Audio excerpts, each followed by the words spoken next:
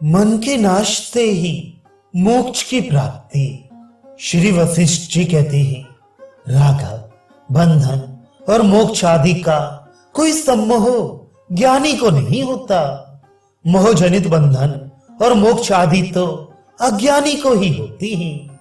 निष्पाप श्री राम विकल्प जाल से परिपूर्ण ये संसार रचना प्रतीत मात्र ही है, जो बंध मोक्ष आदि की कल्पनाओं के रूप में विस्तार को प्राप्त हो रही है।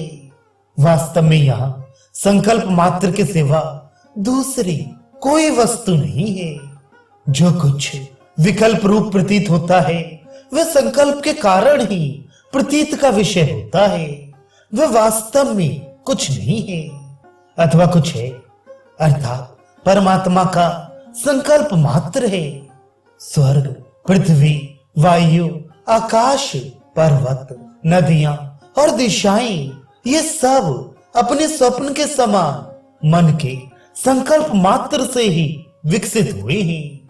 जैसे केवल जल में चंचल समुद्र अपने स्वरूपभूत जल में स्वयं ही स्फुरित होता है, उसी तरह परमात्मा में एकमात्र संकल्प ही सब ओर स्फुरित हो रहा है। पहले परमात्मा में एकमात्र संकल्प ही प्रकट हुआ। वही संकल्प सूर्य के व्यापारों से बढ़ने वाले दिन की भांति लोगों के विविध व्यापारों से विस्तार को प्राप्त हुआ है।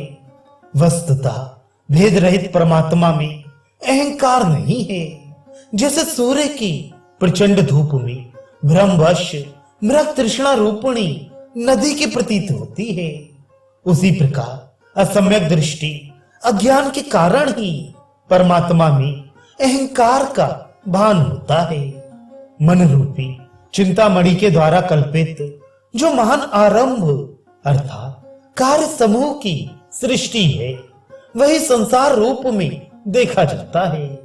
जैसे जल अपने स्वरूप का आश्रय लेकर स्वयं ही तरंग आदि के रूप में प्रतीत होता है, उसी प्रकार आत्मा का आश्रय लेकर मन स्वयं ही संसार के रूप में स्फुरित होता है।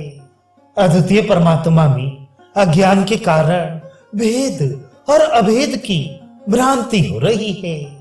इस भ्रम का बाद होने पर जब ये सब कुछ ब्रह्म तत्व के रूप में ही अवशिष्ट रह जाता है, तब यहाँ कौन बद्ध है और कौन मुक्त होता है। जब तक ब्रह्म का साक्षात्कार नहीं होता, तभी तक देह आदि के पीड़ित होने पर ये पीड़ा रहित जीव भी पीड़ा से युक्त सा प्रतीत होता है।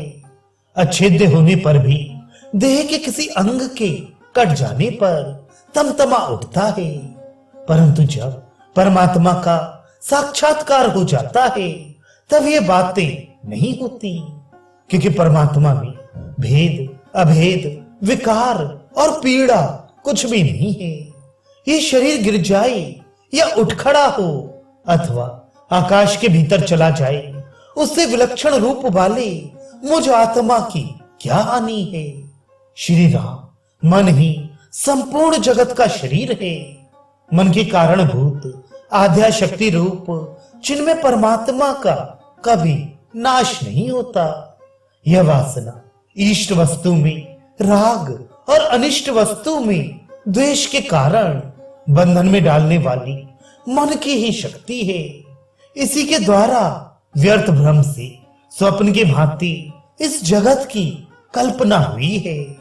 ये वासना अविद्या है। ज्ञान के बिना इसका अंत होना बड़ा कठिन है।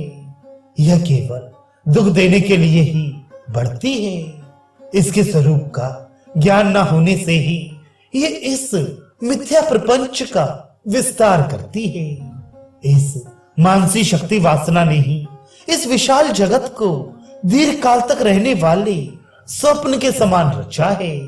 यह है तो असत्य, किंतु सत्य प्रकट हुआ जान पड़ता है। आरंभ मात्र ही इसका फल है, अर्थात ये निस्तार एवं आपात रमणीय है। मन का नाशी महान अभ्युदय परम पुरुषार्थ की प्राप्ति है और वही समस्त दुखों के समूल नाश का उपाय है। निरंतर सुख दुख रूपी वृक्ष समूह से भरपूर और क्रूर काल रूपी विषैले सर्प के निवास स्थान, इस समस्त संसार रूपी वन में ये विवेकहीन मन ही बड़ी बड़ी विपत्तियों का एकमात्र कारण और प्रभु है। महर्षि वशिष्ठ के इतना उपदेश दे लेने पर दिन बीत गया। सूर्यदेव अस्ताचल को चले गए। उस राजसभा में बैठे हुए ऋषि मुनि तथा अन्य सभासद सायकालिक कृत्य, संध्योपासना और अग्निहोत्र आदि करने के लिए स्नान के उद्देश्य से उन महामुनि को नमस्कार करके चले गए तथा रात बीतने पर सूर्य की किरणों के साथ ही वे सब सभासद फिर वहां आ गए।